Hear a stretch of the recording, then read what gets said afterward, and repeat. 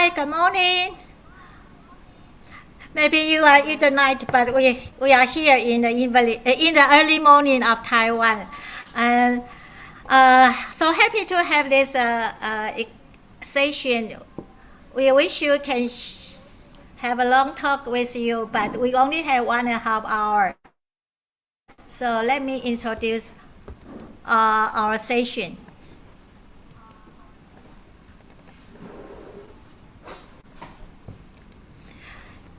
Our session is named Work and Family Balance under COVID-19 Threat. And welcome all of you to this session. We are so happy to host this one. And the hoster of this session is WLFP Taiwan, World Federation for World Peace in Taiwan. And this organization has been in Taiwan for a long time, but we initiated this international conference first time online. So if there's anything which is not wrong way, please forgive us. And I'm the moderator of this session. My name is Lilian Wang. I'm working in the Department of Social Work, National Taiwan University. I'm so happy to meet you online and in this virtual forum. I used to work in research regarding gender care, violence against women, and gender and work. And in the beginning, I'm going to give you what is a session concept.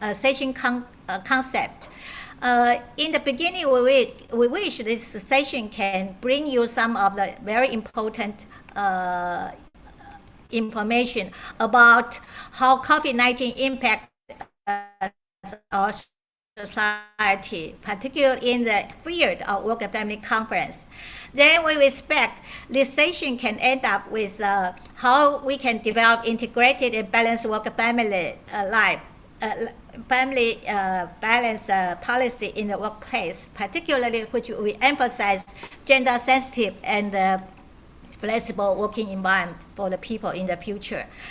And particularly, we have to tell you that our session will bring three perspectives: individual, organizational, and state perspective. So stay with us. We will have very interesting, and our presenter will come from Japan and Taiwan. Before that, I have this time introduced WFLP in Taiwan. This agency has been working for parts. For the young generation, here are anti-smoking projects. For women and girls and families, here are gender empowerment programs.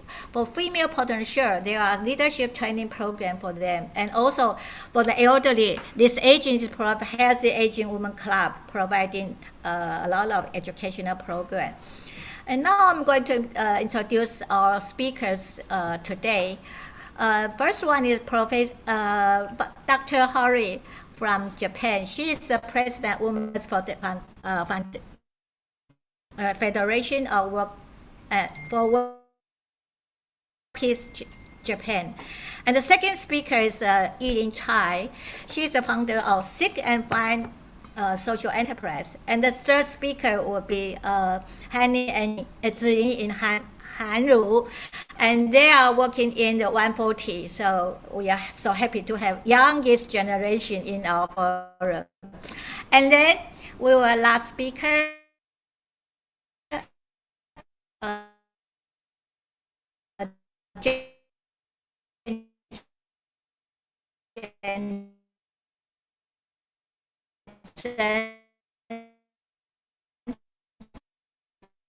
Working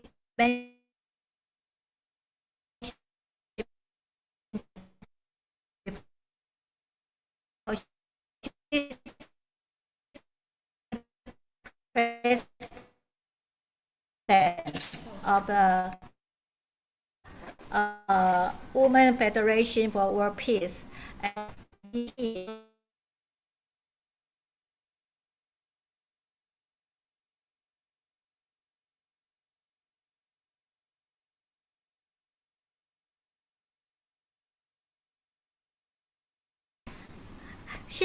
Sorry, there's an interruption because of internet problem.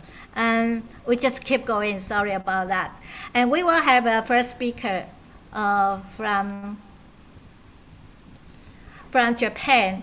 Dr. Hori. She is the president of Women's Federation for World Peace Japan, and also she's the vice president of the WLP International. And today she's going to give us a talk about Japan government policies on gender equality in the workplace, the current status and the issues. And then I'm going to give you a little bit about her background. She's graduated from the Columbia University in under a bachelor's degree, and also got a degree or master and finished PhD program in Waseda University. And so impressive to me is that she is not working for the academic world. She is working in the NGO part.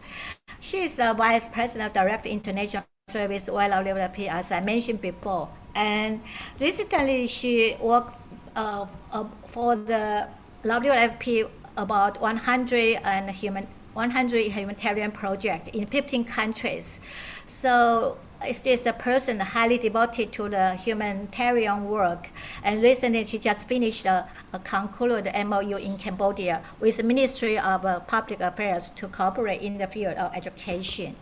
So I'm not going to waste too much time in this time, but just let you know, she's a person highly emphasized on family values, which I love so much. And she served as a senior researcher too, just like my research work.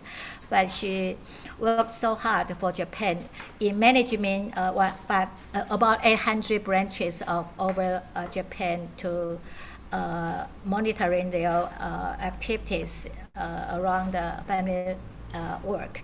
So can I have the honor to invite our honor speaker from Japan, Dr. Hori.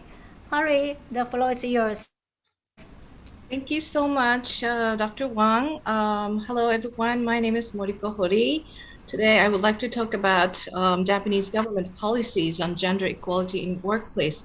Let me share my PowerPoint. Please wait a second. There you go. Let's see. To make it. Oops. Yeah, take your time. Oh yeah, thank you. Here you go. Okay.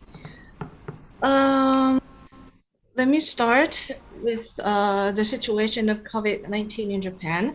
Like many other countries, corona pandemic put women in more difficult situation. The impact of COVID-19 on women in Japan, we call C-session women's recession, is very serious in Japan. The number of female non-regular employment declined 700,000 in 1 month. This is twice as much as men.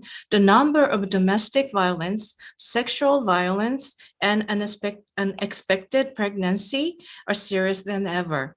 The number of female suicides increased 80% from last year, and also decrease in single mother income and deterioration of working environment of essential female workers, and closing of school due to the state of emergency put heavy burden on working mothers. Now I would like to talk about the situation of Japan. And according to Gender Gap Report 2020, this is made by World Economic Forum, Japan ranked 121 out of 153. Japan is lowest among G7 countries. And from 2015, Japan has continued to losing its rank.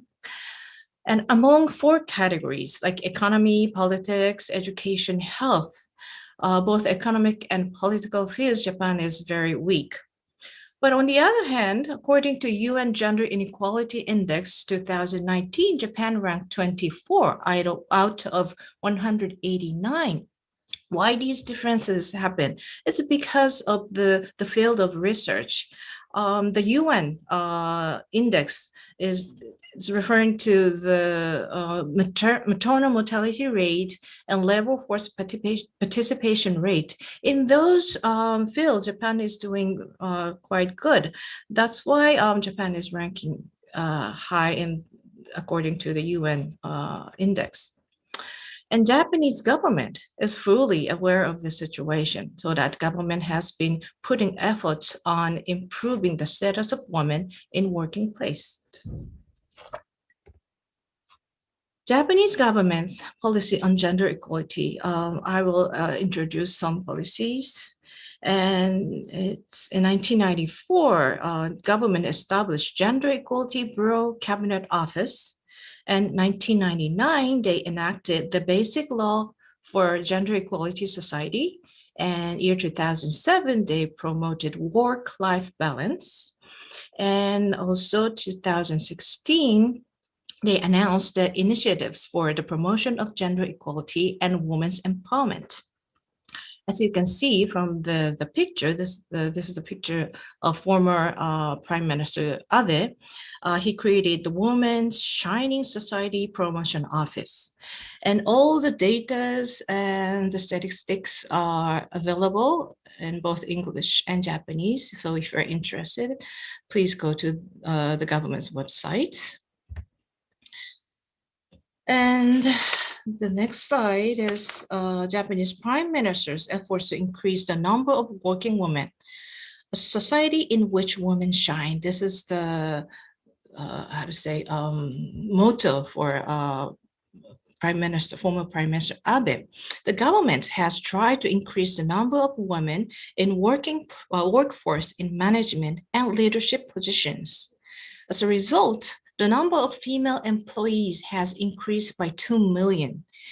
Female employment rate for all age groups of women aged 25 and above exceeds that of the United States. The number of female executives has also increased by more than 2 times. So I guess it seems Japanese government did quite well by enforcing many policies. And from now on, I would like to introduce some specific policies of the Japanese government. This slide is about the Japanese government's various efforts on gender equality for municipalities. Government wants municipalities to take part in this promotion. So they created the site called Visualization for Act and Promotion of Women's Participation and Advancement in the Workplace. On the left side, you see the pink chart. This is the municipality. This is the ranking of municipalities where organization with the high rate of male employees taking childcare leave. And the other side, the blue one, is about the municipalities where organization with less overtime work. So by creating this site, government wants all municipalities to participate in, work-life balance and gender equality. I would like to introduce another site called the Visualization Map of Women's Participation Status in Municipalities. By clicking the map, you can see the ranking of cities by categories, such as the rate of female executive in civil servants, something like that. So this is also effective site. And government is also initiated the cooperation of companies by creating certification for promoting the participation of women. Business owners with excellent efforts and implementation status promoting the active participation of women can be certified by the minister. So if they do that, they can get, stars. They can get this Eruboshi certification. There's the stars. The more you work, the more you get stars. So the best one can get platinum, stars. So employers can use the certification mark on products, advertisement, job listing, etc. Business owners can get subsidized low interest loan and many merits. So 1,236 companies were certified, and among them, only nine companies received platinum eruboshi. So in this way, government was successful to inculcate and to make companies to participate. And government is also trying to make many PRs to promote the gender equality in workplace. However, many of you may know about this incident happened in last month. The Tokyo Olympics chief stepped down over inappropriate remarks about women. The man here, his name is Yoshiro Mori, Tokyo Olympics former chief. He was a former Japanese prime minister. His age is 83, and he was quoted as saying, women talk too much, and that meetings with many female board directors would take a lot of time. This remark set off a firestorm of protest. This incident actually showed us that despite of the efforts made by government, municipalities, and corporations, there's still deep-rooted gender bias in Japanese society. I would like to mention this incident later. So why is it so difficult to achieve gender equality? I guess there are two major reasons. One is social structure, the other one is social norms. There are many inhibitors, problems in social structure. First of all, the pay gap between men and women, and also gender segregated career tracks still exists in Japanese society. Also long work hours by men.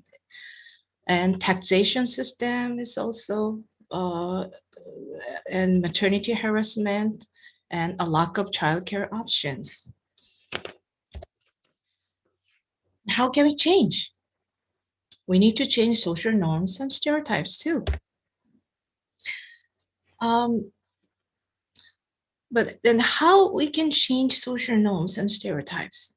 In Japan, we frequently say the spell of good wife, wise mother. If a woman works full-time and has a responsible job at work, it requires superwoman level of ability to make housework and childcare comparable to a housewife.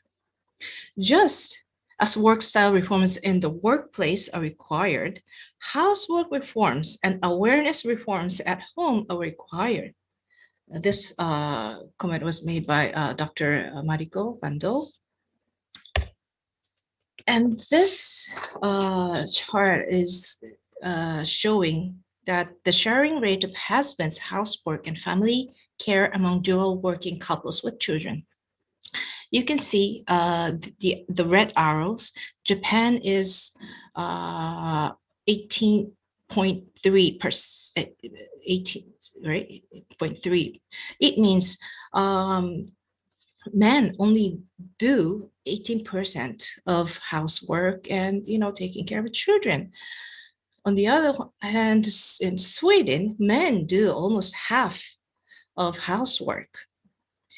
This rate is largely due to the long working hours of Japanese men. This is totally this structural program. So we need to achieve work-life balance too. And so again, Japanese government, they made a campaign to change the images of household chores. It's cool for men to do housework campaign, and they created a site called Get Dad's Cooking Campaign. The cooking is cool. This is the campaign. They made the site to to do the dad's cooking contest, and they put recipes by fathers, and they made ambassadors for dad's cooking, and they put so much efforts on promoting this idea. Also, companies are working hard to use male TV stars for housework commercials to change the images of to do the household chores. According to the government, due to the influence of TV commercials, Japanese men's consciousness is gradually changing positively about doing housework. So this also these are working. Then again, this incident was very shocking to all Japanese. But because of this incident, some change happened. In response to the former President Mori's remarks, majority of Japanese people, including men and women, they thought it's time for us to have more female leaders in our society. So this is one resort. These three women are the newly assigned Tokyo Olympics leaders. The government of Tokyo's woman, and the president of the Tokyo Olympics is woman, and the minister for the Olympics is also woman. So we can have you can see some changes in our society. Lastly, I would like to mention this to you. Let's get rid of discrimination and appreciate gender differences. Discrimination is infringing human rights by forcing superiority or inferiority in the same category because of the sexual differences. For example, we are the same human, but women are inferior. This is discrimination. Then what is differences? Consider the innate and acquired differences of individual units, the same category and from the same perspective. For example, we are the same human beings and equal, but accept that there are many differences. So I'm not, talking about that women and men are equal, but we should be treated as equal, but we have to appreciate our differences. And we all unconsciously have prejudice against others, not only men and women, but by nationalities, the color of skins and languages, historical backgrounds. So let's start by being aware of it. Then we can make changes. So thank you so much for listening. That's all of my presentation. Well, thank you very much. You did a good job for us. Thank you. This is a very important session for us. We wish you can have your time more, because your sharing is so crucial in Eastern society, East Asia. It's similar to Taiwan too. Like we have a kind of 贤妻良母, you have 良妻贤母. In terms of what you have termed, your term is good wife and good mother, but we have a smart wife and good mother slogan. So it's kind of a gender bias, and it's kind of burden for the woman particularly. So this is a very similar gender bias in Taiwan, in Japan as well. And I really like your presentation about the current situation regarding Olympic leaders, which has changed the gender role and gender bias very quickly. And I think Japan is very powerful in terms of NGOs for the government to think about what is gender bias may be. Okay, I will let you back later. We will have a second speaker from, we will have a second speaker from Yuling Chai. Chai Yuling is a founder of Seek and Fund Social Enterprise. You might know this agency is quite impressive, because they earn a lot of reputation in recent years. First one, they got many awards like APEC, Healthy Women Healthy Economic Research Prize. They also got a Social Enterprise Award in Taiwan. And very promising, they got Enterprise Award by Taipei City Government. So can I have the honor to invite Chai Yuling share your research regarding your, this is my BRI topic on the slide, but she will let you know what is the current and immediate research data she just gone through their study. Can I have honor to invite Chai? This floor is yours, please. Hello, everybody. I'm going to sharing the difficulties female executive face in achieve work-life balance in Taiwan.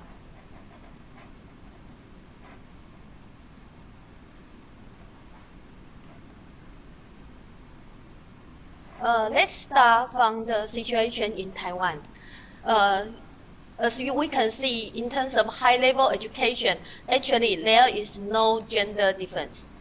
You can see it here. However, when we see the labor participation rate, we will see different stories. But before 30, there is no difference. But after 30, significant difference. If we check parental leave, we will find that after 12 years work, now it's 81% female and 90% male in Taiwan. What make all this data? Actually, it's because the woman after 30s, they need to spend lots of time in family care issues. That shows work-life balance is a critical issue in Taiwan.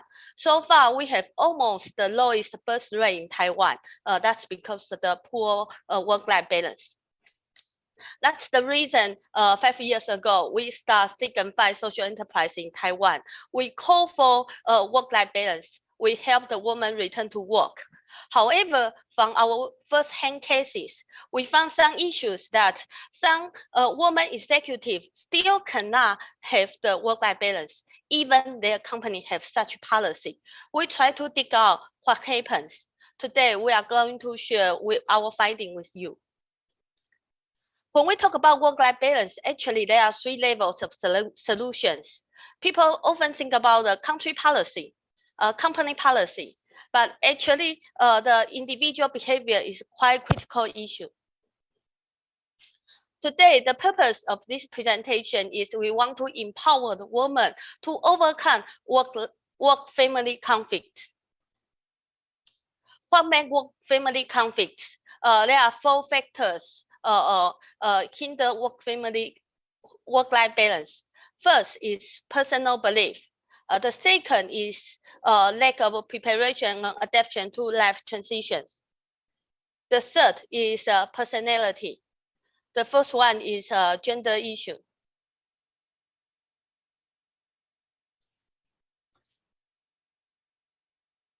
Okay. Okay.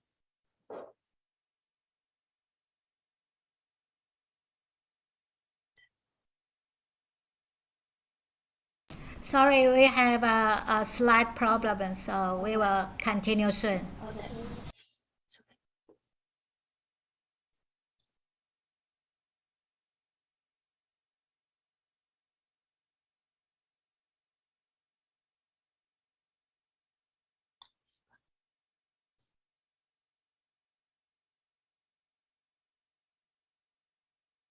Okay. 但他没有办法动。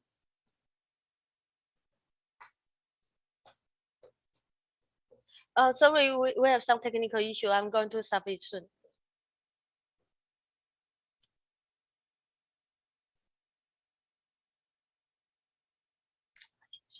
这样子，这个。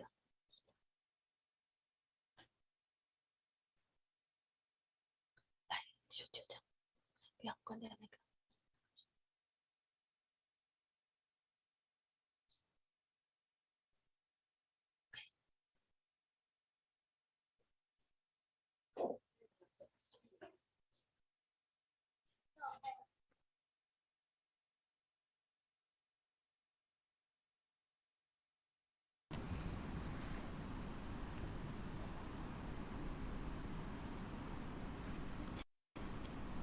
Oh, okay.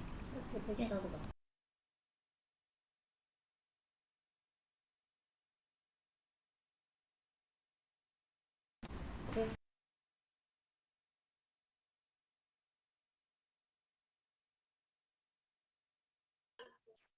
From those women who have work-family conflict, we find out what makes them have such troubles. There are 4 main factors.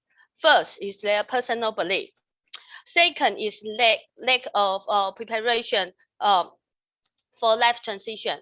The third one is about personality, and the fourth one is about gender issue. I'm going to explain all these things. Personal belief. Oh, it's impossible. I cannot make it. Nobody understands my situation. Quite often we see such kind of words from the woman we support. Nobody can identify whether how difficult her situation is except herself. But once she has such kind of idea in her mind, it will be quite difficult for her to overcome this challenge. The next one is about the preparation. You know, we found that many women from single to become a wife and to become a mother. For a man from a single become a husband and become a father, sometimes they are not well prepared. The role change. They should have different expectation to themselves. They should change their lifestyle. But most of people, they are not aware of it. When we talk about parental leave, we found that in the beginning, actually parental leave was for them to spend more time with their baby. But to some cases, parental leave was for them to solve their life transition issues. But if they do not find a good solution, actually the pain still exists. So we heard a lot of women tell us, "Oh, I feel so regretful. How can I marry to this person? Oh, he is so irresponsible." And we heard such kind of complaint from the husband as well. Personality type. There are 16 personality types in the world. Our personality defined how we interact with other people, how we make the decision. We found that most of the time for the people, they think when they encounter the conflict, how they find out the solution, it's because of how they think about this problem. So the most we found out of capable women, actually they can find a way, a different solution to their problem, but they just cannot. They just think, they cannot jump out the box. They stick on their issues. We have some women, they might be executive already, but when their family has some issue, they say, "Oh, I have to resign. If I do not resign, I cannot find out the solution." Gender issues, social expectation, gender stereotype is still the issues. We had one executive. She told us that his 11 years old son complained to his mother, "Hey mother, how come you do not pick up me from the school? My classmates, all their mother pick up them from the school, but this boy never asked his father for the same question." This is because of gender stereotype. But sometimes that made the mother feel guilty. How come I do not take care of my child well? Another is unconscious bias. Between woman and woman, our men and men, we see such kind of unconscious bias. The next one is key influencer. When family conflict, sometimes people think, that's because of her mother-in-law, her husband, or some others. But actually, the biggest one is this woman's own mother. We have one entrepreneur. She has quite successful business, but when she has the baby, her mother asks her, "How can you spend so much time on your business? You should take care of your baby. You should consider to slow down your business and spend more time with your baby." We also have another professional. Her mother tells her, "I support you to get an MBA from the United States, not for you to stay at home to take care of your babies." And that makes her daughter feel very guilty too. So actually, when work family conflict happen, if her mother and herself do not have the same concept, actually that kind of pain is very serious. So what should be the solutions? First, who can change the personal belief? From our experience, we found that the role models. the role models who are now in their 60s, those successful women, we need to know 30 years ago, that time was quite difficult for those strong women. They could overcome all the challenge with their life experience, with their determination. For those experienced women, those mature women, they can help, they can inspire the young women. No, they know how to teach them, they know how to share with them. Even we found that even for some senior women, they think they fail. They will tell the young woman, I gave up, but you don't give up. I fail, but you have the chance to succeed. Such kind of word will be quite inspiration to the young woman. The other is a support group from some multinational company, such like 3M, Google, Intel. We found that they have the woman club. During the woman club, sometimes we have the participants from the woman and the men both at the same time. They will share with each other how to handle your husband, how to handle your child, how to handle your mother-in-law. For such kind of example, they learn and they will come home to tell their husband, hey, my colleague do this, that is quite effective. Can we do that too? Something like this. So that can help the woman to change their personal belief. The second one is we need the code. We need to help the people to get prepared. During the pregnancy, the husband and wife, they can still to prepare for the coming new babies. They can still to start to think about their new role and make preparation. Such kind of preparation give them a preview so that when they have their new role, they will be well prepared. The third one is personality type 2.0. I mean what? Firstly, we need to know I'm just 1/16, but there still are 15 16ths in the world for me to learn. I can try to jump out of my box, listen to the others, discuss with the others what could be the solution. And another is to understand the other people, my family, my boss, my supervisor, my colleagues' personality, to find out the best way to communicate with them so that I can get a good support for myself. That's quite important. Once people realize they are just 1/16, they will be more open-minded to learn new functions, to upgrade themselves, to have better work-family balance. The next one is need to get more aware to the gender issues. Give the woman gender sensitivity training, and then we'll find, the problem is because of gender. They got a new explanation. They got a new viewpoint about their situation, and they will find a way out. With the gender sensitivity training, they got a new viewpoint to reconcile with their mother, to have a new relationship, to have a new talk. The healing, that's quite important. So in summary, I like to say how to help the woman to overcome the work-life conflict, work-family conflict. 4 things are very important. First is her own belief. The second is be aware about career transition. Upgrade her personality. Try to learn the new functions. And the last one is they need to get more sensitive about gender issues. How to get work-life balance? Actually, we always talk to the women. You need to be responsible to your life. Create your own business. Have good control of your work-life balance. You control everything. Don't wait for the others. Don't wait for the company policies. We also want to talk to the work-life balance advocate. Is that actually individual behavior. company policy, country policy, they are related to each other. It's just like chicken and egg.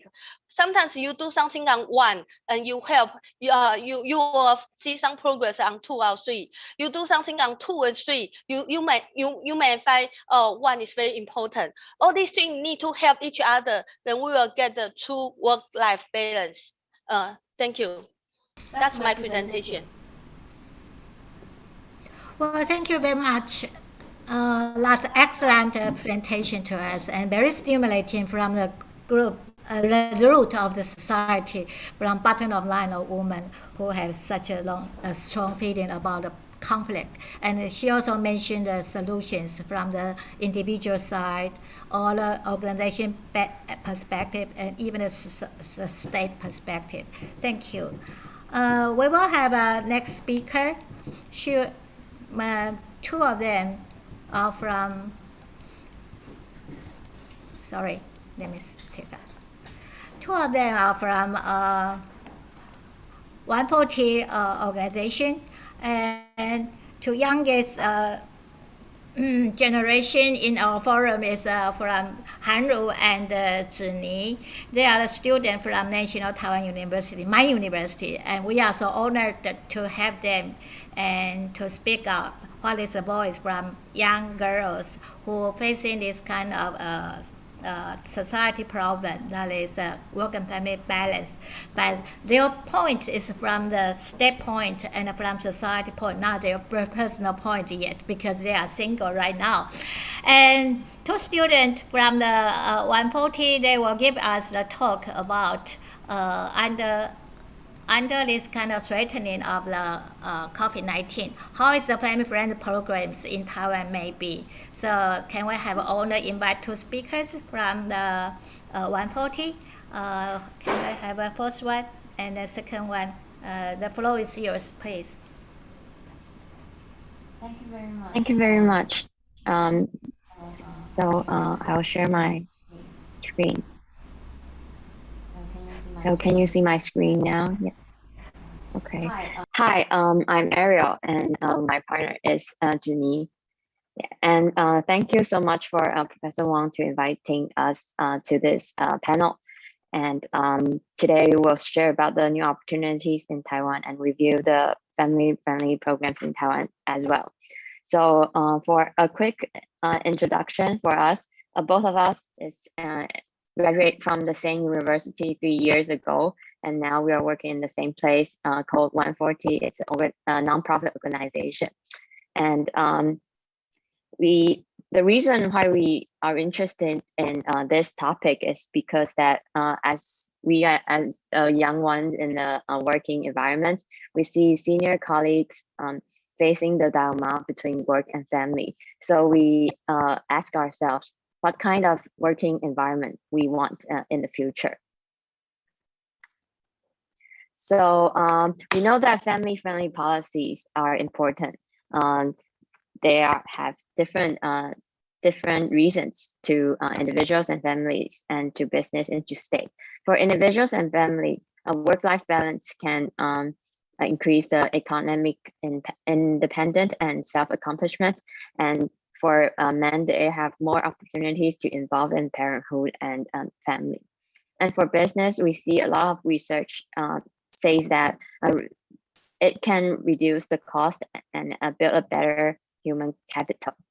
And last but not least, for the states, we will have a higher competitiveness, and people can take care of their family members better. So now we like to share about the Taiwan's current gender equality development in workplace. So for to make the workplace more family friendlier, the government has passed the Act of Gender Equality in Employment since 2002. And here are some policies I'd like to share with you. First, the employers should give the parental leave and without pay, and at most 2 years. Second, employers should provide maternity leave and paternity leave as well. So during their pregnancy, employees can have leave to take care of their own own body. And third, employers should give the family care leave. And for the fourth, the employer should offer nursing breaks 2 days a day and 30 minutes once. And last but not least, the companies over 250 employees should offer child care facilities and give flexible working hours to the employees that are raising the child under the age of 3. And other acts such as the Employment Insurance Act. Inside this act, it says that employees can get allowance 60% of salary for 6 months if they apply for the parental leave without pay. And for the women, when they have techolysis leave, the employer should regard it as sick leave. Other measurements that from government, such as they have the responsibilities to assist the people to reinstatement after parental leave without pay. And many local governments have started their programs to encourage companies to implement family-friendly programs, and by offering subsidy for companies or select good examples every year. And here are some photos that the local government programs. So recently, for promoting work-life balance, actually our Ministry of Health and they said that they would expand the scope of public care service and expand the parental allowance. And last, they will promote family-friendly business. So as a young generation, we really look forward for the government to build a more family-friendly environment. And in the private sector, companies have provided a higher standard of family-friendly working environment. Here are 2 examples. Like Winkler Partners law firm, they provide maternity leave for female 4 weeks more than the government, and paternity leave for male have 30 days. And for another example, the McCulloch Industrial will allow pregnant female employees to work from home, and employees can book reservation online for breastfeeding as well. So 2 of us think that the future trend will be flexibilities and choices. There are some reasons. First, we think that the young generation have diverse expectations of work. We think that our life is not only about work, it should include like family or other leisure time. And second, the rising of the gig economy gave us the environment for a flexible work and liberate from the office as well. Third, nowadays, the public health emergency such as COVID-19 give us a chance to review about the flexibilities. If we have a more flexibility workplace, next time when we have facing this kind of emergency, it will have more flexible to change. So we think that this kind of future trend will lead us to the gender equality. And for next part, I will share some gender impact of COVID-19 in Taiwan. So as we know, Taiwan has really low cases about the COVID-19, and we are really lucky that we can have a normal life during this 1.5 years. So, but even though we have kind of normal life, there has been some impact on female. The COVID-19 lead to the social distancing policy, and there have no tourists coming to Taiwan. So the women who work in catering, tourism, and service industry are facing a high risk of job loss. And in the beginning of the COVID-19, we have facing temporary school closure. And we know that women are usually the ones who take care of the children during the time when the school or the nursery closed. So women in Taiwan are still facing some inequalities during the COVID-19 pandemic. Nevertheless, we can see that during the pandemic, there are more and more parents, both men and women, apply for a parental leave and take care of their young children. At the same time, it could lower the risk of infection.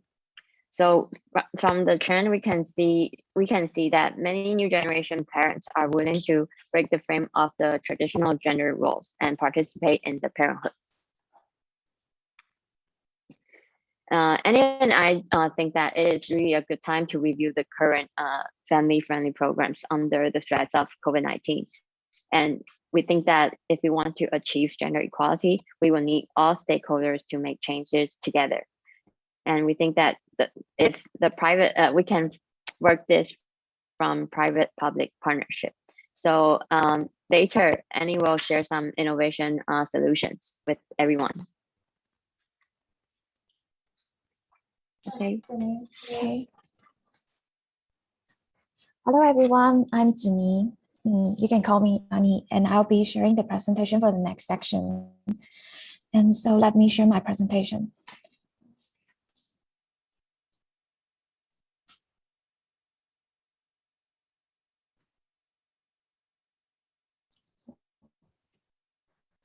Okay, for the next section, I will talk about the new opportunities in Taiwan. I will share how the NGO and government partnership and gender responsive service system and how this can achieve gender equality in the workplace. Okay. We believe that by sharing innovation solutions to enhance women's economic empowerment, we hope together we could shape our vision for a diverse and sustainable working environment of the future. Taiwan government has really taken the lead to create a work-life balance awarding financial funding, step-by-step implementation guide, and even help arrange professionals to consult with human resources in different companies. And this award really provides incentives and resources that companies really need and sets great and practical examples for others. Last year, as COVID-19 hit Taiwan, and so many people was forced to work from home. Some technology companies in Taiwan even allocated laptops, cell phones, and VPN to help their workers to work from home. And they even actively encourage male workers to spend more time with their kids. And this is an amazing result that led by the government. And for the next example, I would like to share another program called Family Shiro. This program was held by local government 5% Design Action. It's an international social design platform trying to drive change through design thinking methods. To raise the public awareness of family-friendly culture in workplace, they initiated a 6-month program trying to drive change through diversified hackathons in 3 different cities, including Taiwan, Shanghai, and cities. During these hackathons, they try to face 2 main challenges to implement family-friendly policies in workplace. First of all, since small and medium-sized enterprises are the majority in Taiwan, the government faced difficulties in offering flexible family-friendly policies and practice for implementation. And second, human resources staff don't get enough support from their managers and can't approach evaluation data on family-friendly programs to negotiate with their managers. So they invite different stakeholders, including the government, leaders in companies, human resources staff, and real moms in workplace to join the conversation. Together, they sit down and ideate, collaborate, and build more solutions to tackle gender issues in workplace. As a result, they issued a family-friendly toolkit from human resources perspective. They try to provide evidence-based data, best practice, and relevant policies to help optimize the existing policy and build a supportive family-friendly workplace. They also hold training programs and workshops for human resources staff to accelerate transformative change in enterprises. And last, the local government really started a family-friendly enterprise road in their city and invest funding to encourage business to build family care centers in corporates. Some companies in Taiwan started to build childcare center in company, and this policy raised the satisfaction rate of their workers and really lowered the employee turnover rate. And the picture on our slide was a sample of their childcare center from the HR job bank. So to sum up, we believe that family-friendly culture is at the heart of gender equality. So believe promoting a purposeful partnership between government, NGOs, and business, and invite all these different stakeholders to just sit down and enjoy the conversation together is really important. Fostering a family-friendly workplace will benefit both men and women, and ultimately build a great pool of talent for future leaders, delivering a better outcomes to our society. So this is the presentation of our both of us, and thank you for all your listening.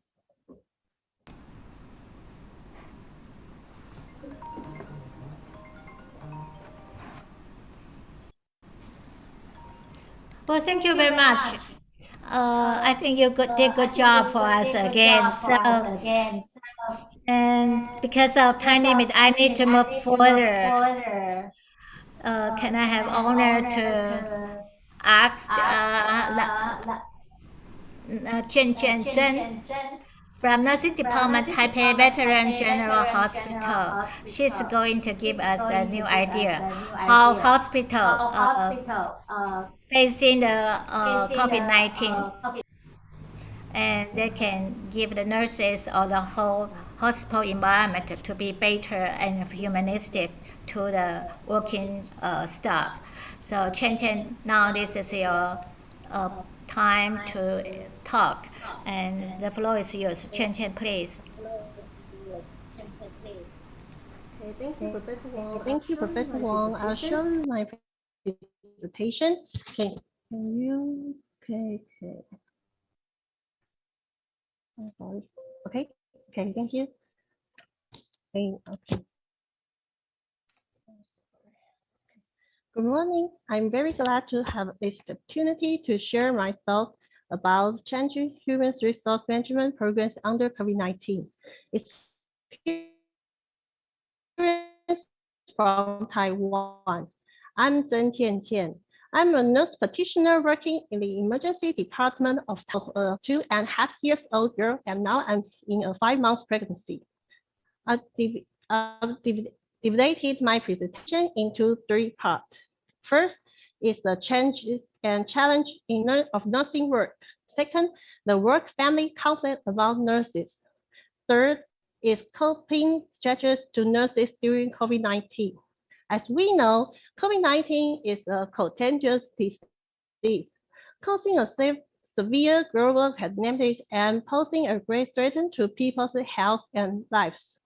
In order to prevent the spread of this virus, health measures such as quarantine, wearing protective masks, and enforced lockdown have been adopted governments around the world. And see, this is our emergency room. We have infrared temporal imager, and in our emergency room, one nurse will check every visitor's health insurance card to confirm their TOCC. TOCC means traveling history, occupation, cluster, and contact history. For suspect COVID-19 patient outside of ER, we set out an instead sample collection. For confirm a suspect patient, if they need admission, we will arrange the negative pressure isolation ward to care. Wearing protective equipment while taking of patients makes eating and going to the toilet very inconvenient. We also safeguard the public health a myriad of ways, including implementing quarantine measures at air and harbors, conducting fever screens, etc. We also receive additional missions to screen foreigners, such as Basco ballet dancers and staff on cruise. We are on the front line in this event, are showing the commitment and compassion that nurses do everywhere, but as play the crucial role in this pandemic. The nursing during COVID-19 not only primary care, but also safeguard the public health in a myriad of ways.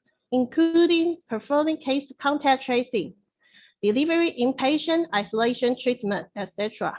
That's all a lot of work, increase our workload. Therefore, the hospital supply COVID-19 leave and the government gives hospital healthcare staff involved in the treatment of COVID-19 patients will receive a pay increase in recognition of their hard work and commitment.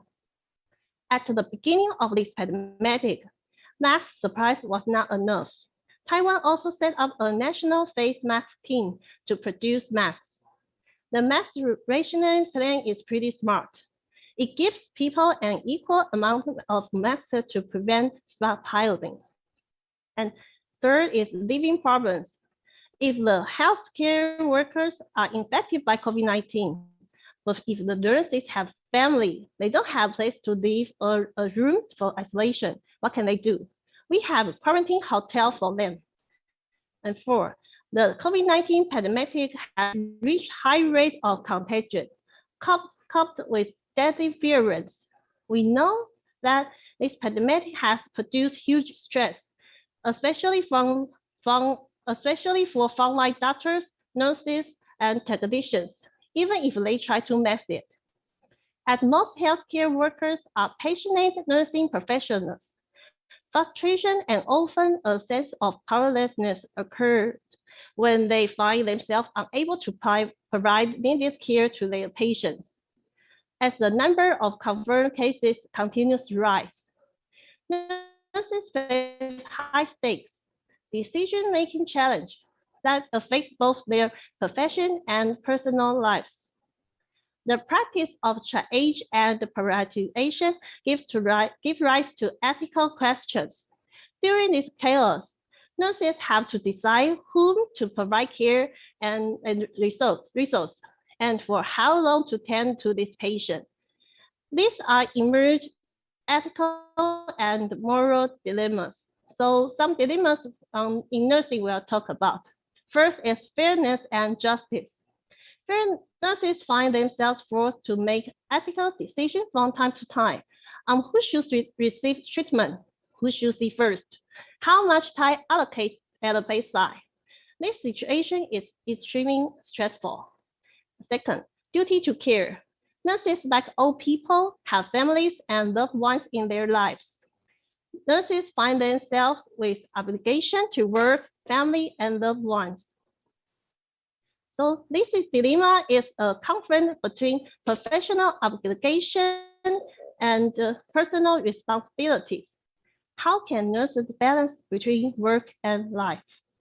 And third, personal safety versus professional integrity. Compared with other countries, here in Taiwan, we are not worrying about shortage of protective equipment such as masks or protect gloves. And in early 2020, shortly after outbreak of COVID-19, some restaurants refused to deliver food or drink to the hospital. The landlord refused to lend an apartment to nurses. In addition to the extreme work pressure of frontline nurses, they also face eternal exclusion, fear of children being bullied, and even relatives want them not to go home pressure. So how to eliminate social discrimination? The Taiwan Nurse Society provides vital lead in this pragmatic response, advocating for the safety, health, and well-being of nurses, highlighting the contribution and value of nurses, and enhancing the professional image and status of nurses. They use social media platforms as YouTube or newspaper. They record nurses' work and how they feel and how their difficulty in work. Furthermore, through its global platform, the Taiwan Nurse Association shares with peer organizations worldwide the content and efficacy of action taken by national government, the contribution of healthcare workers, and the support and encouragement received from the public in COVID-19 contentment to demonstrate values of Taiwan and nursing. So our Assigned person Mrs. Wang was invited to COVID-19 pandemic nursing experience with international healthcare representative. Okay. Do we have some coping strategy? First is caring, provide psychological assessment and care, support, create a friendly team atmosphere and provide support, inquire, recruiting volunteers with relevant experience, inform, provide timing, open, transparent academic prevention information, equipment, provide complete and appropriate academic prevention education and training, assist, establish a strategy for family support and caring to reduce the stress and worries of nurses. And next, some personal experience sharing. We have enough education and training, provide timing, open, transparent academic prevention information. It's 10 national nurse certification, COVID-19 bonus for care professions. Video calls with family members and friends are also allowed. Extend night shift for staff during breastfeeding or vaccine. And this is the end of my presentation. Thank you for listening, and I hope you all enjoy my talk. Thank you. Well, thank you very much. We are running out of time, but we still have one session talk regarding how is the impact of from the COVID-19 in Taiwan. So I may make a very brief talk about this issue. As you might know, Taiwan is very successful in terms of COVID-19 combating, but we still need a government and the society to be more gender sensitive. Just like Jen just mentioned, nurses is a high risk working population, but how we can do better. And I will share with you about how is the impact in terms of gender perspective about COVID-19. And this is how successful Taiwan might be in their on the way of working hard, dealing with the issue. When up to now, we only have 10 cases of deaths, and confirmed cases less than 1,000. And Taiwan's model can be very good, but still people say because of our president who are female, but this is something from the research data saying female leader can do better than other countries who have male leader for fighting COVID-19.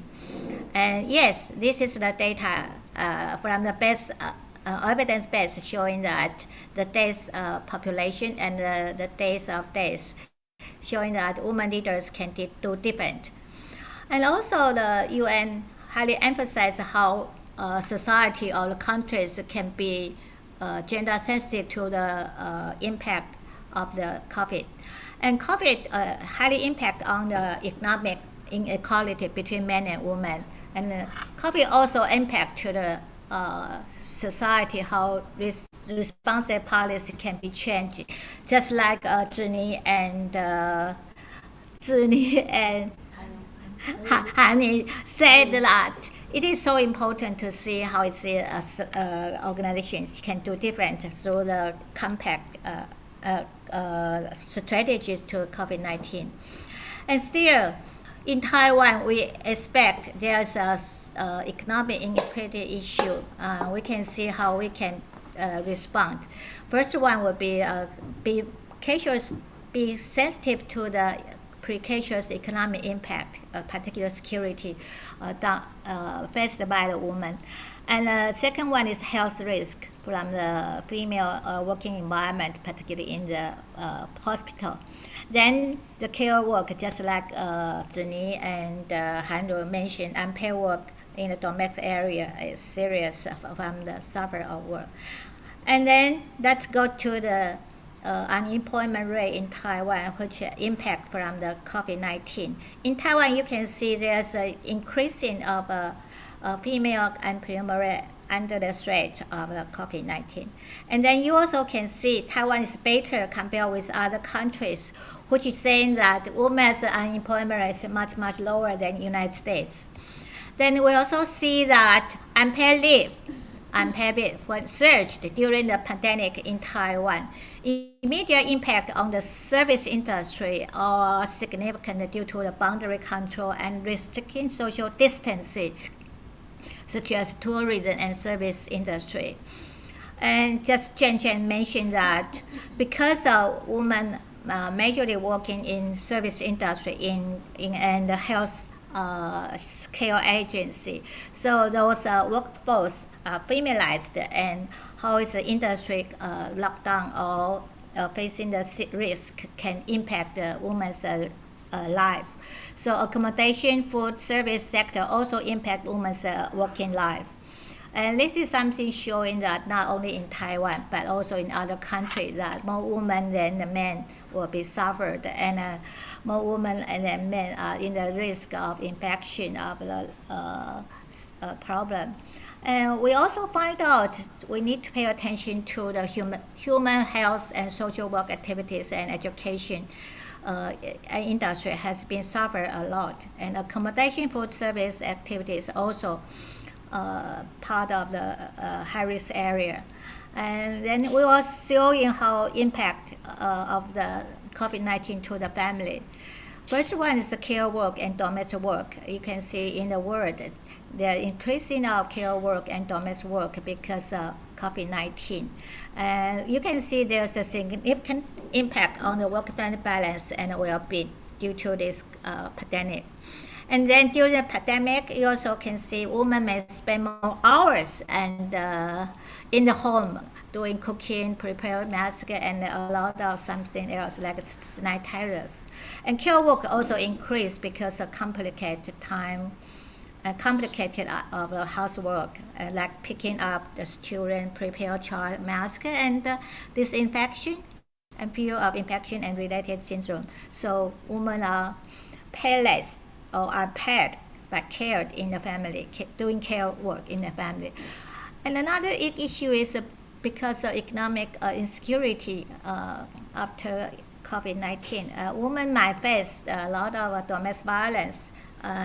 In fact, some papers saying that there's no much impact on the violence against women during this COVID-19 stage. But we still can see in the world there's a high risk of domestic violence against women in any countries.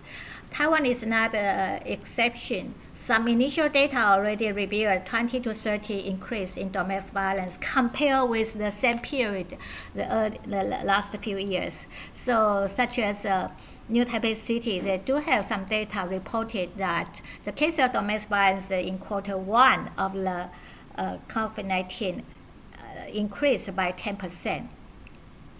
And is Taiwan good in gender-sensitive responding to COVID-19? Yeah, but Taiwan is very successful due to the several factors, but not gender sensitivity concern from my observation. First one, Taiwan is successful because SARS experience, and also because of Central Demand Command Center and information transparency, but I will show you later. And for me, I feel this is very important. It's a mechanism creating for combat this disease.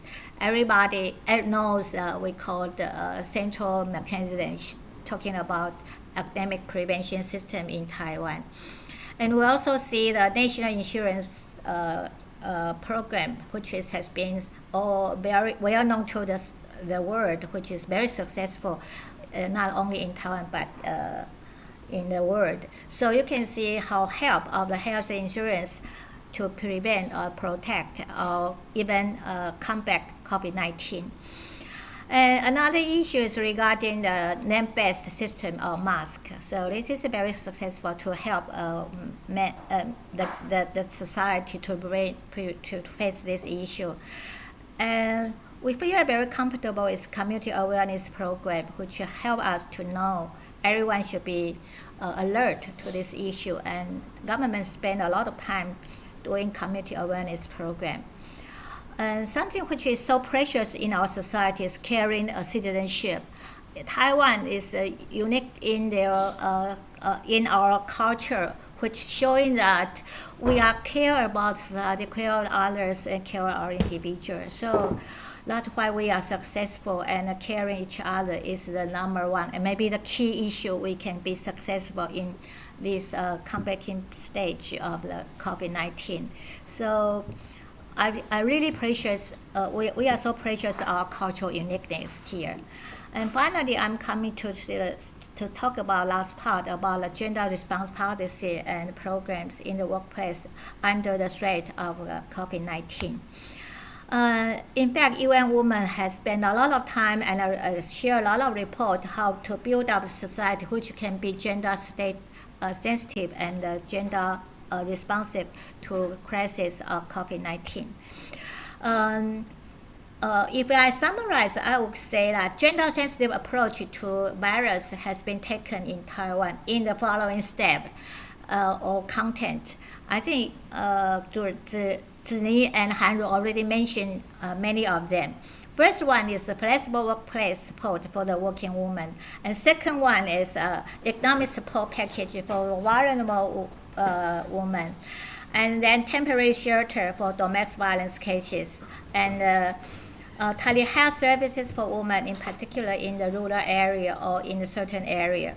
An information resource program for migrant workers, which is unique because Taiwan has relied on migrant workers for maybe more than 30 years, and they are so important human resource for caring the elderly and disabled in our society. So we need to keep them healthy.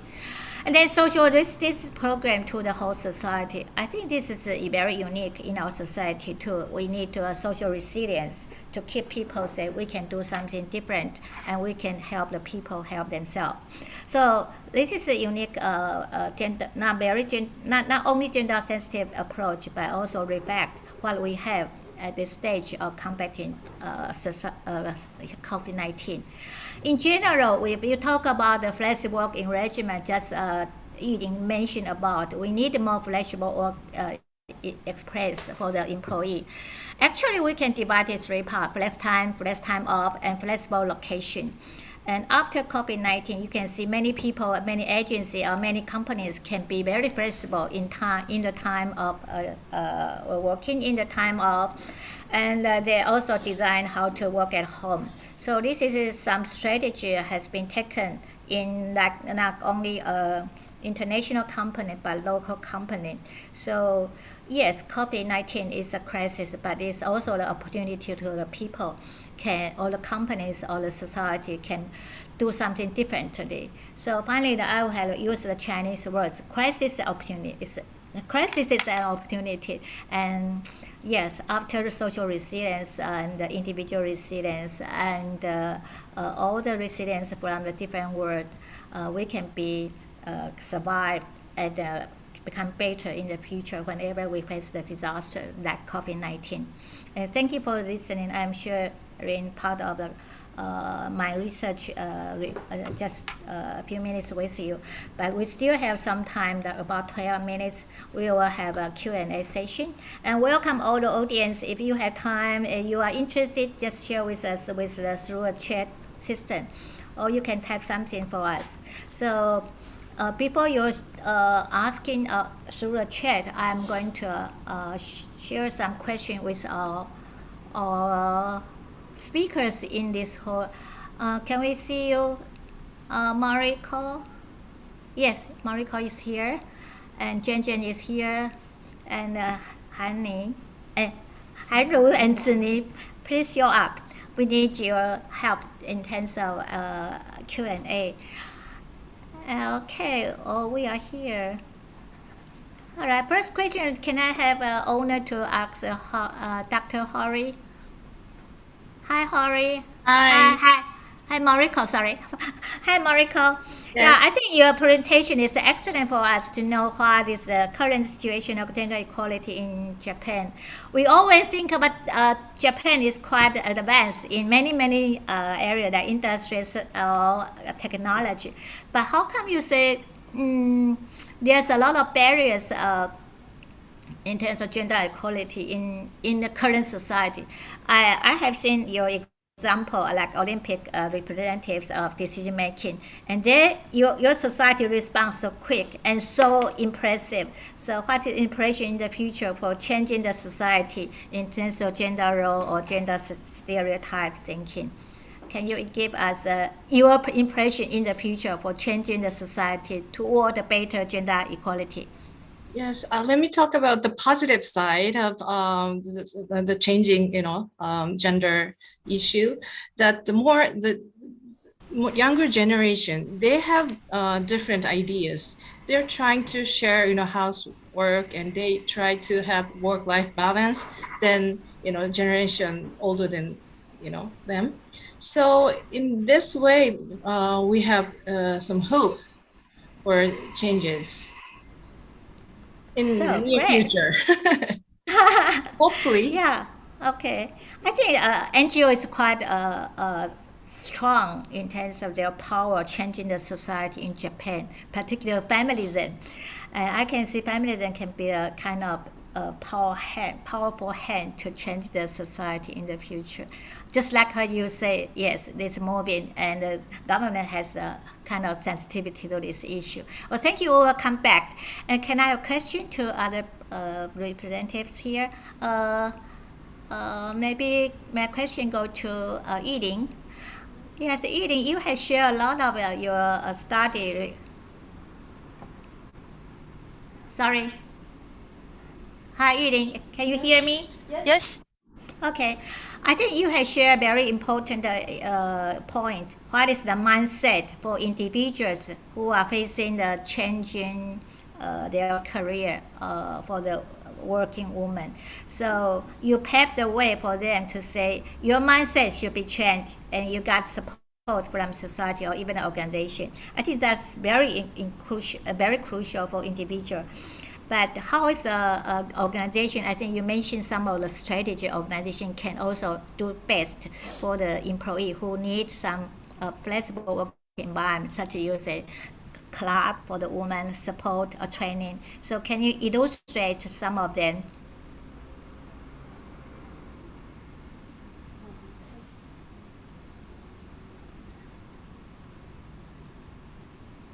Can you hear us? Oh, you turned off. Sorry, you had turned on.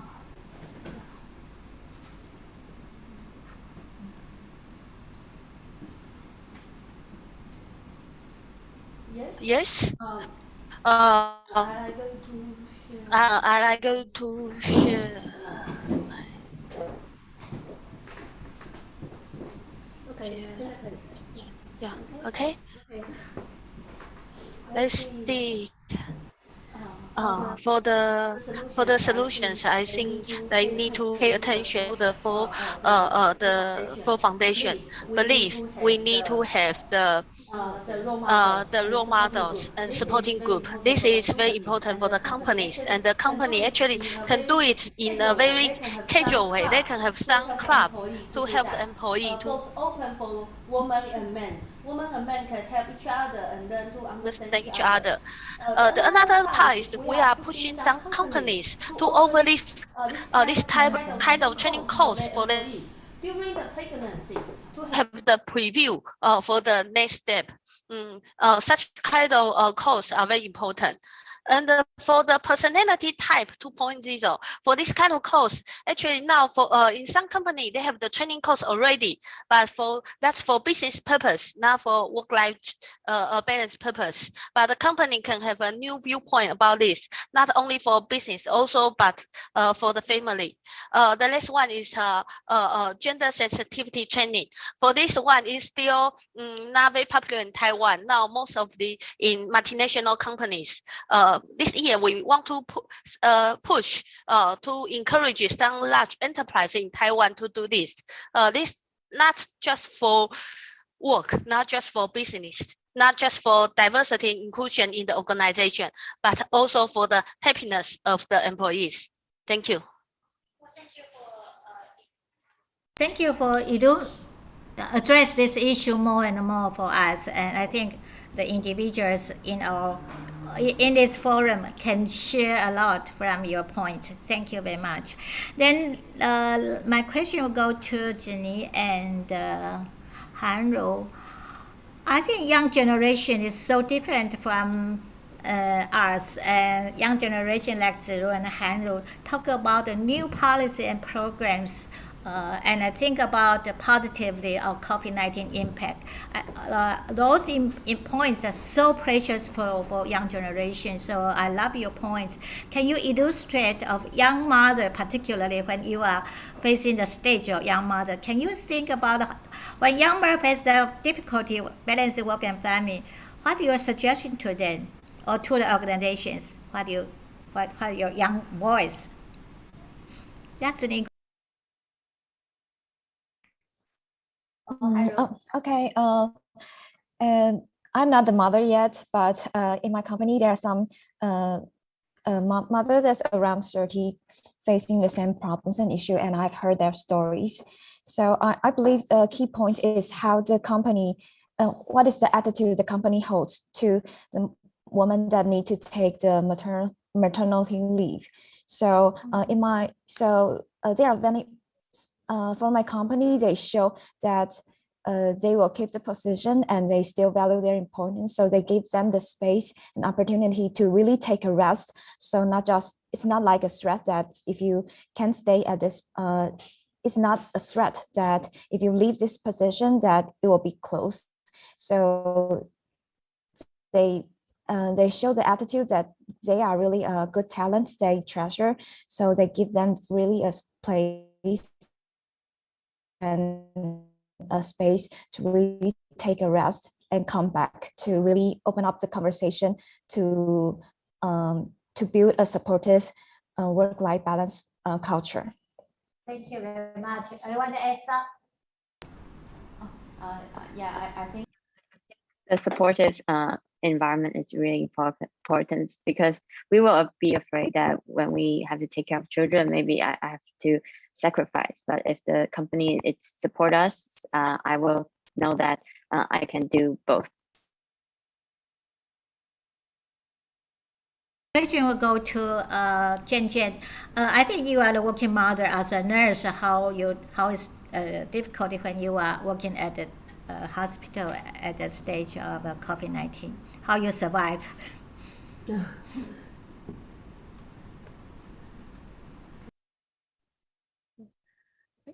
Okay.